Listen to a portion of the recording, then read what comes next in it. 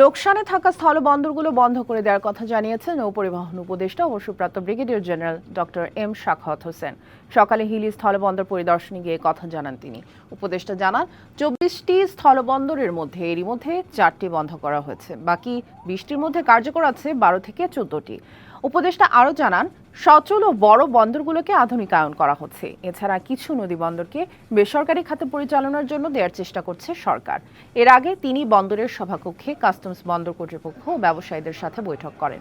এ সময় ব্যবসায়ীরা বন্দরের রাস্তাঘাট সংস্কার, ওয়্যারহাউস, অবকাঠামো উন্নয়ন সহ বন্দরে যেসব জটিলতা রয়েছে সেগুলো তুলে ধরেন ও উপদেষ্টার কাছে এর সমাধান দাবি করেন। অনেক পোর্ট আছে যেগুলো তো তেমন কোনো আমদানি রপ্তানি নাই, কিন্তু পোর্ট বানিয়ে রাখা হয়েছে। 24টা ছিল, 24টা থেকে এখন কমবে 4টা, আর 20টা হবে এখন। এই 20টা পোর্ট সবগুলো চালানো ডিফিকাল্ট। আমরা আরও কিছু পোর্ট, বিশেষ করে 2-4টা যে বন্দর আছে, নদী বন্দর, এগুলোকেও আমরা এইভাবে পাবলিক প্রাইভেট সেক্টরে দিয়ে দেওয়ার চেষ্টা করছি। বিএনপির লক্ষ্য হলো পিছিয়ে পড়া জনগোষ্ঠীর ভাগ্যের উন্নয়নে কাজ করা, এমন মন্তব্য করেছেন বিএনপির চেয়ারপারসন বেগম খালেদা জিয়ার উপদেষ্টা ডাক্তার জিয়াউদ্দিন হায়দার। সকালে ঝালকাঠির নলছিটি উপজেলার দপদপিয়া প্রতিবন্ধী স্কুলের শিক্ষার্থী, শিক্ষক ও অভিভাবকদের সাথে মতবিনিময় সভায় তিনি কথা বলেন।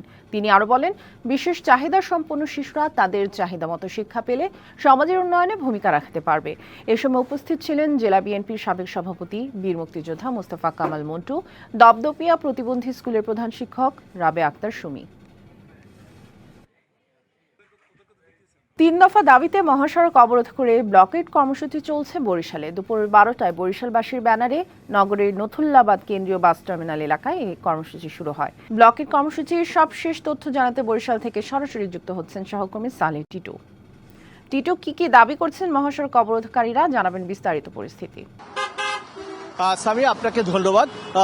দীর্ঘদিন ধরেই তারা কিন্তু প্রায় 13 দিন ধরে তারা কিন্তু আন্দোলন চালিয়ে যাচ্ছেন। এই আন্দোলনটা শুরু হয়েছিল কিন্তু শেরেবাংলা মেডিকেল কলেজ হাসপাতাল ক্যাম্পাস থেকে। এরপর সেখানকার সামনের যে সড়ক ছিল সেই সড়ক, এরপর নগরীর প্রাণ, কিন্তু সর্বশেষ তারা কোনো জায়গা থেকে কোনো প্রশাসনের লোকজনের কোনো হস্তক্ষেপ না দেখে তারা চলে আসেন একেবারে মহাসড়কে। সেই মহাসড়কে আজকে তারা আন্দোলন শুরু করে 12টা থেকে ব্লকেট কর্মসূচি তারা গ্রহণ করেছেন। এবং সেখানে তারা কিন্তু আন্দোলন শুরু করার পর বেলা 2:15টার দিকে কিন্তু ডিআইজি মঞ্জুর মোর্শেদ এখানে এসেছেন। এখানে এসে তাদের সাথে কথা বলেছেন এবং সে আবার স্বাস্থ্য মন্ত্রণালয়ের স্বাস্থ্য সচিব আছেন, তার কাছে কথা বলে দিয়েছেন। এবং তারা ওখানকার জানতে চেয়েছেন যে বরিশাল শেরেবাংলা মেডিকেল কলেজ হাসপাতালে কি সমস্যা আছে তারা লিখিত জানতে। এরপর কিন্তু তারা এই ব্লকেট কর্মসূচি প্রত্যাহার করে নেয়। এরপর কিন্তু পরবর্তীতে কর্মসূচি শুরু করেন এখানকার যে বাস স্টাফরা রয়েছেন, তারা কিন্তু শ্রমিকরা রয়েছেন, তারা কিন্তু এই কর্মসূচি আবার শুরু করে। তাদের একটাই দাবি, যে কোনো আন্দোলন হলেও বরিশাল এই যে মহাসড়ক অবরোধ করা হয় সেক্ষেত্রে তারা আসলে অনেক ভোগান্তির মুখে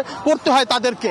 তাদের 5ই আগস্টের পর থেকে যে কোনো আন্দোলন হলে এখানে তারা চলে আসার ছাত্র আন্দোলন করছে। আন্দোলন করার পরিপ্রেক্ষিতে তাদের সমস্ত আয়ের পথটা বন্ধ হয়ে যায়। এছাড়া এখানে তারা শ্রমিকদের যে সংগঠন রয়েছে তাদের নিয়েও তারা কটূক্তি করেছেন।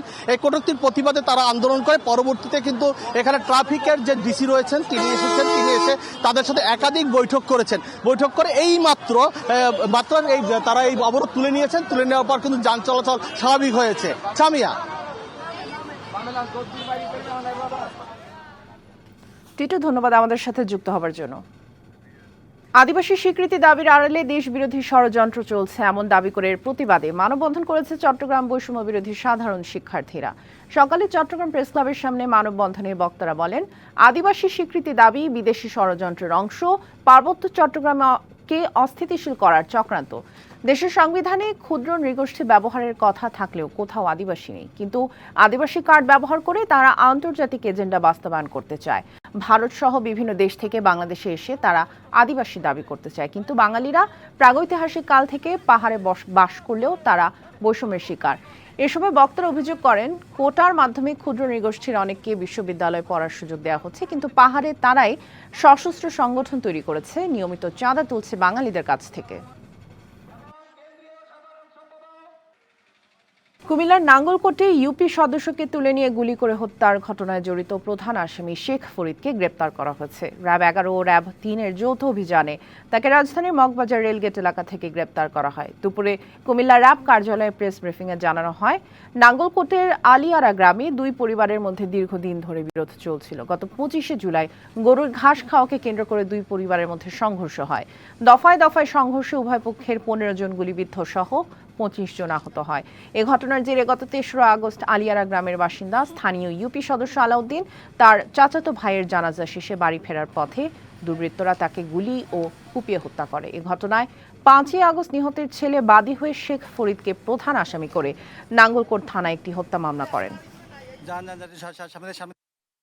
পরিকল্পিত বনায়নের মাধ্যমে সবুজ বাংলাদেশ গড়ার প্রত্যয়ে সিলেটে শুরু হয়েছে বৃক্ষরোপণ অভিযান ও বিভাগীয় বৃক্ষ মেলা। মেলা উপলক্ষে সকালে মহানগরের রিকাবি বাজার থেকে একটি বর্ণাঢ্য র্যালি বের করা হয়। পরিবেশের ভারসাম্য রক্ষায় বৃক্ষরোপণ ও পরিচর্যা এবং পরিকল্পিত বনায়নের গুরুত্ব তুলে ধরাই মেলার আয়োজনের উদ্দেশ্য। এ সময় সিলেট বিভাগীয় ও জেলা প্রশাসন, বন বিভাগের কর্মকর্তা, রাজনৈতিক নেতারা সহ বিভিন্ন স্কুল কলেজের শিক্ষক শিক্ষার্থীরা উপস্থিত ছিলেন। পরে 15 দিনের মেলার উদ্বোধনী অনুষ্ঠানে বৃক্ষরোপণ ও এর উপযোগিতা সম্পর্কে আলোচনা করা হয়। সিলেট বন বিভাগের আয়োজনে এবং জেলা প্রশাসনের সহযোগিতায় মেলায় স্থান পেয়েছে 56টি স্টল। এসব স্টল থেকে বিভিন্ন প্রজাতির গাছের প্রদর্শনী ও বেচাকেনা চলবে।